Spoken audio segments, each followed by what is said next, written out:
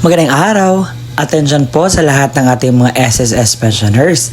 Ngayong araw po ay meron po kayong dapat na malaman na magandang balita na mangyayari po sa December 26, 2025. Ano ba ang balitang ito?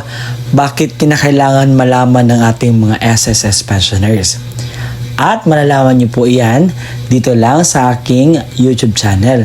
Kaya inaanyayahan kita na tapusin mo ang video na ito hanggang sa dulo nang sa gayon makuha mo ang punto ng video kong ito.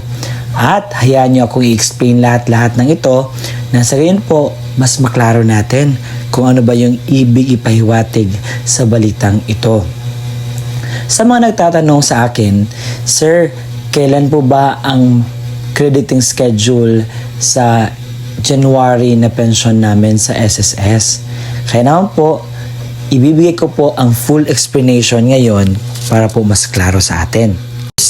January pension release, mapapaaga pong mabigay. Alamin natin ang buong detalye sa balitang ito. Ang mga makuha niyo pong mga detalye ngayong araw ay pawang katotohanan at meron po itong basihan. Kaya ayaw ko po magbigay na fake news dahil hindi ko po forte yan. Dahil ang punto ko po ay magbigay ng mga mahalagang balita para po sa inyo. And kung gusto mo ang ganitong balita, paki-subscribe po ang ating YouTube channel at inaanyayahan kita na tapusin mo ang video na ito hanggang sa dulo nang sa gayon makuha mo ang punto ng video ko ito. Ng base ang SSS Circular Number 2020-024. Ito ay tumutukoy sa ating mga SSS retirement, partial disability, total disability, and death or survivor pensioners. Ito po ay para sa mga nagtatanong kung kailan po ba i-credit ang kanilang pensyon sa SSS. So may number 1 dito nakita niyo sa baba. The schedule of crediting of regular monthly pension shall be as follows. May nakita kayong date of contingency.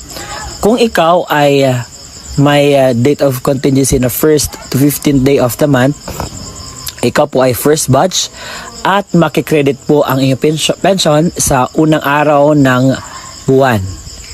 At kung ikaw naman ay may date of contingency na 16 to the last day of the month, ikaw po ay second batch at makukuha niyo po ang inyong pension sa 16th day of the month. But meron po siyang exemptions.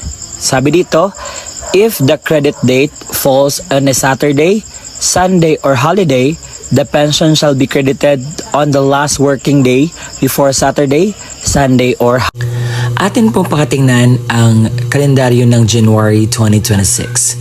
So dito po, ang unang araw ng January is holiday kasi alam na po natin that is New Year's Day. Opo.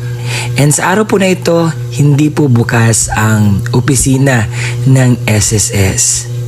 At ang dapat po natin gagawin ay backward po tayo. Kinakailangan po tayong pupunta sa December na calendar.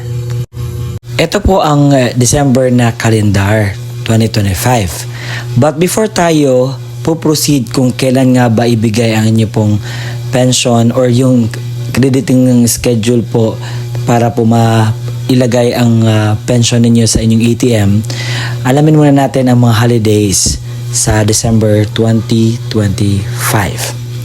So kung una tayo dito sa 31, ang 31 is a last day po ng araw ng 2025 o ng taon, kaya wala pong crediting schedule dahil medyo half day lang or holiday ito.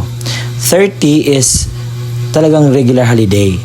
Itong 29, pinoklama na holiday sa basihan po ng pinoklama ng ating Pangulo sa December 28 is Sunday at nakalagay po sa SSS Circular Number na kapag Sunday, Saturday at holiday hindi po pwede makredit.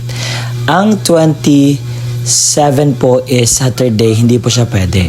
So, ang inyo pong schedule sa inyo pong pension, makikredit po siya sa December 26. Agad-agad. Pagkatapos ng Pasko, paldo na naman kayo. Maibigay na naman po ang inyo pong pensyon na para po sa inyo. Ngayon po, wala pa pong balita sa second tranche. Ang meron naman po yung pina-increase noong nakaraang September 2025. Yun po ang inyo pong increase na natatanggap. And as of this moment, parang malabo na pong maibigay ang second tranche natin. So sa mga nagtatanong, mag-iwas po kayo sa mga fake news po na inyo pong napanood sa Facebook, sa YouTube, or kahit saan po ninyo pinanood. Wala pong katotohanan ang lahat po na iyan. Dahil ang totoo po, hindi po yan maibigay po sa inyo. Dahil sa sa ngayon po, focus po tayo sa ano po yung meron tayo ha. And pagpasensya nyo na, alam kong lahat kayo ay gusto pong makatanggap ng increase, pero hindi po natin matansya lahat po talaga. Kung nagustuhan mo ang ating content ngayon, pa-subscribe naman ang aking YouTube channel. At kung may aral kang napulot, just comment down below. Or kung meron ka pang idadagdag na mga balita or another thing patungkol po dito, I am free to really entertain your comments as long as I can. As long as I could. Kasi napakarami pong magko-comment sa isang video ko and hindi ko po isa-isa lahat. Kung meron po ako makitang importanteng comment po, yan, aking sasagutin po sa vlog. Hanggang sa susunod po nating pagkikita. Bye-bye!